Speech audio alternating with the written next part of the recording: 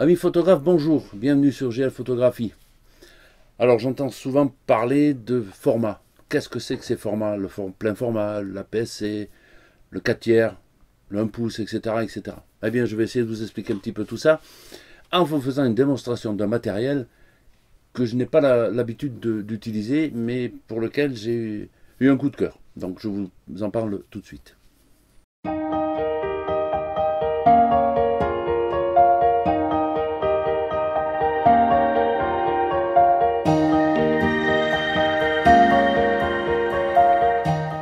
Alors vous connaissez tous les appareils que j'utilise. J'utilise en plein format le Z6 de chez Nikon. J'utilise le D500 et le D7200 en APS-C. Mais je viens de faire l'acquisition d'un appareil 4 tiers. Alors, qu'est-ce que le 4 tiers par rapport au plein format? Alors, au plein format, pour ceux qui connaissent l'argentique, c'est le 24-36, donc c'est la base de la photo.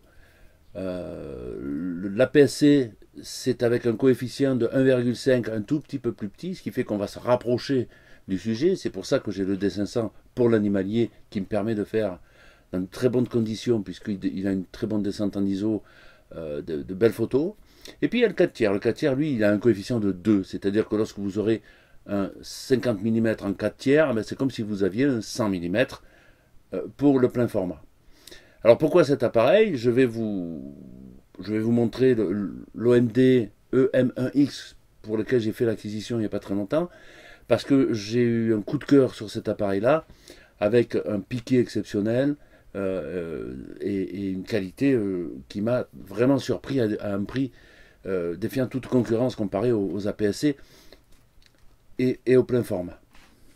Tout d'abord, il faut parler du boîtier en lui-même. Le boîtier, c'est un boîtier intégralement tropicalisé, y compris le grip, parce que le grip est inclus déjà à l'origine, donc pas besoin d'en racheter un. C'est un appareil qui a une très très bonne prise en main, comme vous pouvez le voir là. Voilà, vous voyez, même avec mes grandes mains, je l'ai aussi bien qu'un Nikon. Un petit défaut, c'est que j'arrive de temps en temps à déclencher des photos sans le vouloir avec la position verticale, sans que je le veuille. Mais on est à l'aise aussi bien à l'horizontale qu'à la verticale pour prendre les photos. Et on bascule très très rapidement, on a les mêmes fonctions, on a les mêmes boutons, que ce soit à l'horizontale ou à la verticale. Vous voyez, à la verticale, je suis comme ça, et j'ai bien les mêmes boutons avec les mêmes fonctions. C'est un capteur de 20,4 mégapixels, qui est largement suffisant pour ce qu'on en fait. Hein. De toute manière, la course au mégapixels, je ne suis pas très pour. La stabilisation du boîtier est sur 5 axes et qui arriverait d'après Olympus, à compenser jusqu'à 7,5 IL, qui est une performance. Un AF qui est intelligent, puisqu'on a le suivi de l'œil, qui est très efficient. On a la personnalisation des collimateurs autofocus, que je vais essayer de vous montrer ici.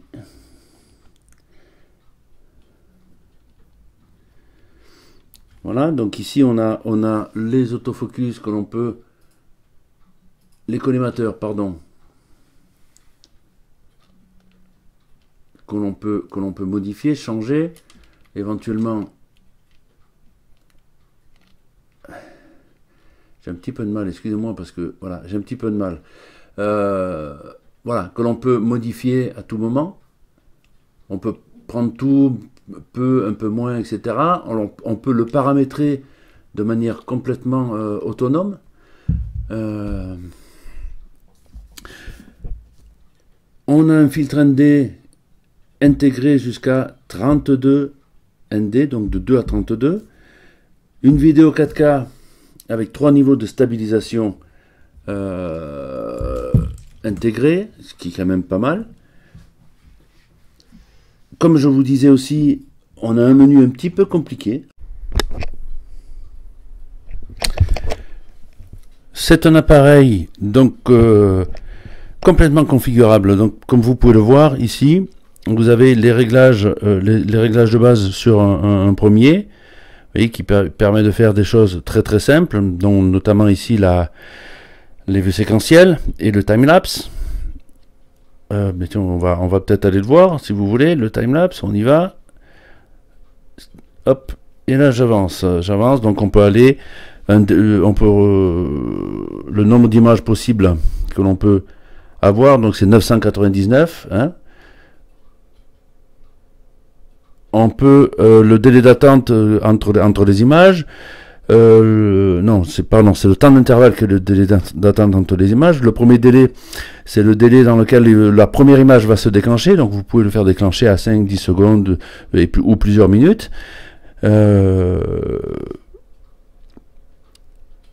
Ensuite, dans un deuxième menu, vous allez avoir la possibilité de faire du bracketing comme je vous ai expliqué. Donc on va mettre on, on va descendre, on va sur le focus ici. Et vous avez donc des nombres de vues possibles qui vont jusqu'à 999 si on le fait en bracketing. Si on le fait en focus taking, je crois que c'est ici, il faut que je le mette en on.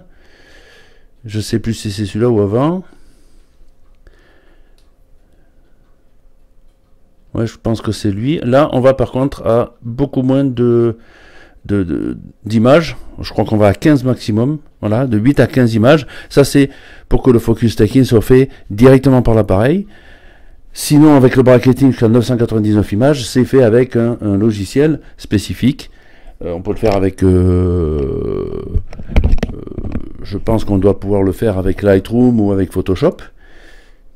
C'est même sûr. Donc on peut prendre de HDR, multi-exposition, vous voyez, tout ça ce sont des menus, avec des sous-menus à chaque fois derrière. En termes de vidéo, c'est la même chose, hein. Voilà, on peut régler le mode vidéo sur les 4 modes déjà existants. On peut régler les ISO en automatique, on peut à peu près tout faire sur ces appareils-là. Et vous avez ici, donc, tous les réglages possibles de l'appareil. Je ne vais pas vous les montrer tous parce qu'il y en a énormément. Vous voyez, c'est énorme. Donc c'est pour ça qu'il est un petit peu compliqué à prendre en main, mais lorsque vous savez comment vous diriger et ce que vous devez faire, vous avez la possibilité de tout paramétrer, ce qui est quand même quelque chose d'assez intéressant. Avec du classique derrière pour les configurer.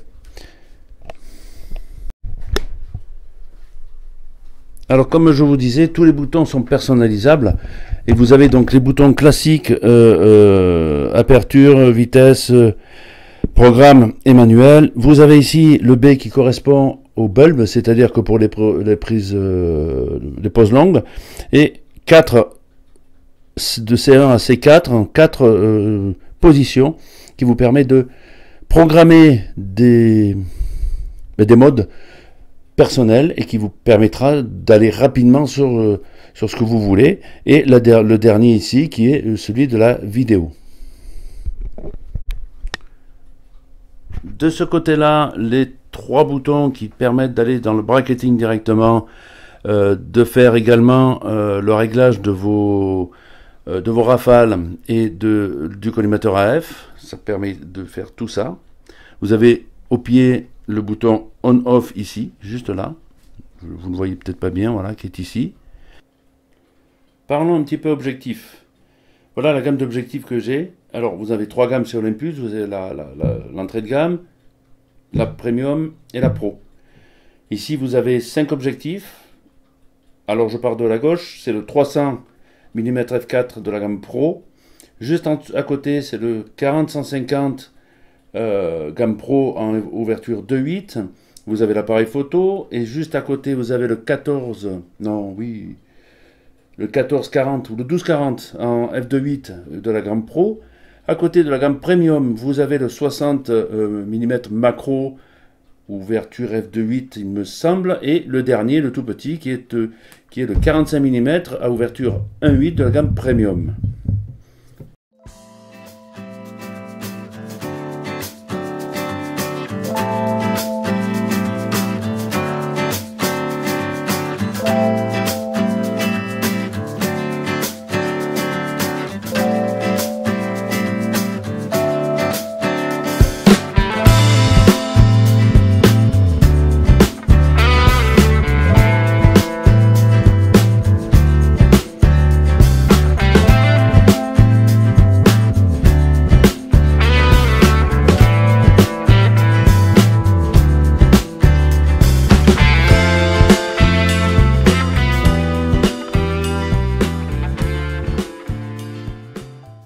Alors parlons un petit peu argent, finance. Alors un Olympus tel que je vous l'ai montré vaut 2200 euros, boîtier nu, à peu près, hein, parce que vous irez dans des boutiques à moins cher et dans d'autres à plus cher. Si vous arrivez aussi, lorsqu'il y a des promotions, vous l'aurez peut-être un peu moins cher.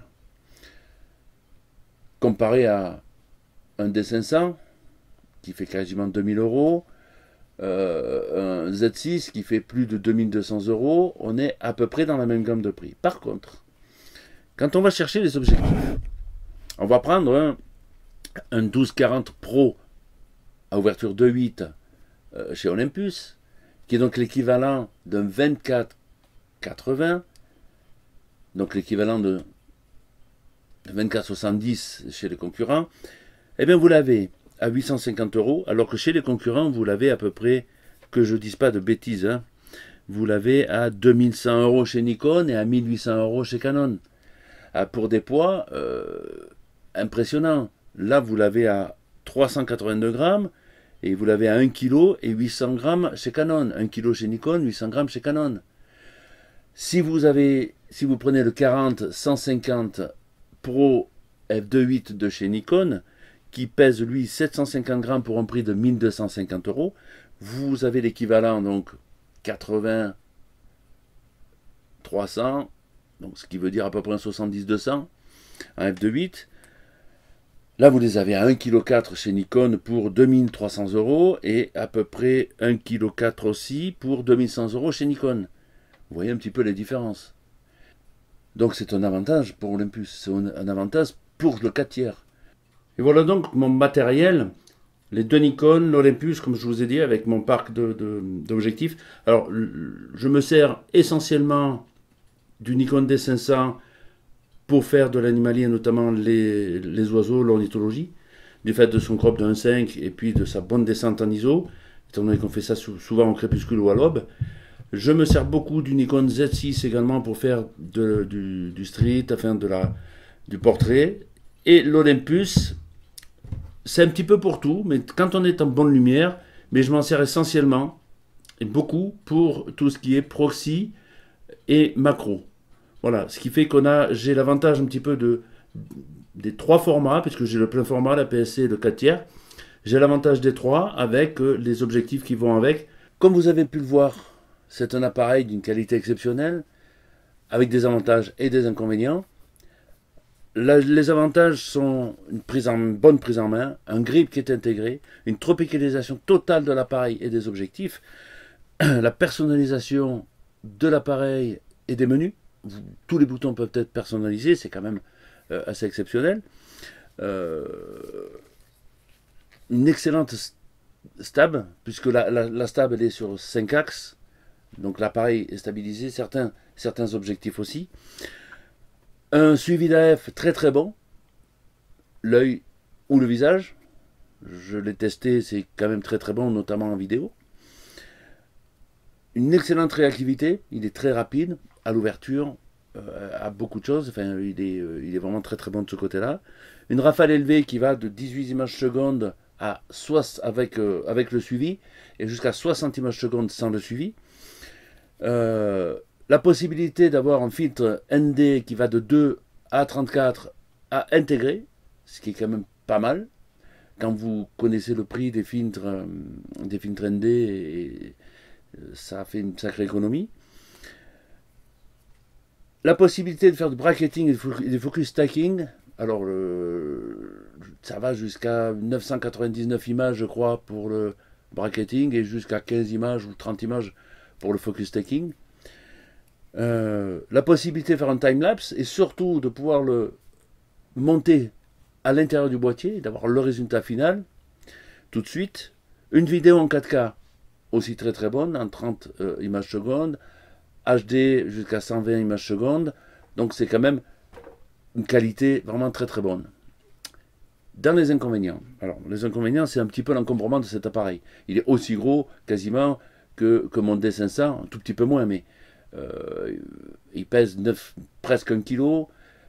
Voilà, c'est pas ce qu'on attend d'un 4 tiers, cependant c'est le haut de gamme et ça me permet d'avoir toutes les fonctionnalités de cet appareil. Puisque tout est paramétrable, ça veut dire que le menu est complexe. Alors une fois qu'on l'a maîtrisé, c'est très très simple, mais il faut quand même arriver à comprendre c'est pas forcément aussi intuitif que les menus de Nikon. Le viseur est une qualité un tout petit peu moins bonne quand même que celui que j'ai sur le Z6. Il est suffisant, mais il chagrine un tout petit peu. Voilà, le viseur c'est pas le meilleur des viseurs en mirrorless. Et ensuite, évidemment, alors ça se maîtrise grâce aux bons objectifs, grâce à un petit peu la montée en ISO, même si on ne peut pas trop, parce qu'en 4 tiers, évidemment, la basse lumière fait qu'on a besoin de monter en ISO et que le bruit se fait sentir beaucoup plus vite que sur le plein format Z6 ou même la PSC D500 de chez Nikon. Donc pour conclure, un appareil de ce type-là, de cette qualité-là, à ce prix-là, avec des objectifs et un parc d'objectifs important et des objectifs de très très bonne qualité, un piqué exceptionnel au niveau des images, pour moi ça en fait un appareil qui pourrait être professionnel. Je pense qu'un professionnel peut utiliser le 4 tiers avec cet appareil-là. Pour celui qui veut débuter la photo aussi, alors je ne dis pas peut-être le M1X, mais vous avez les autres dans la gamme, le 10, le 5. Alors le 10, je ne vous le conseille pas, c'est un entrée de gamme, il est bien, mais il y a beaucoup de fonctionnalités qui manquent. Le 5 est déjà très très intéressant, beaucoup plus petit, beaucoup plus maniable, je crois qu'il fait dans les 400 grammes ou 300 grammes, puisque c'est le M1. Le M1, je crois qu'il fait dans les 400 ou 500 grammes, l'autre il doit faire dans les 300 ou 400. Très compact avec les objectifs, qui pourrait être un très très bon choix pour débuter en photo. Voilà, j'espère que je vous aurai appris quelques petites choses sur le 4 tiers, sur ce matériel-là que j'ai acquis. Allez, je vous souhaite une bonne fin de journée et à bientôt.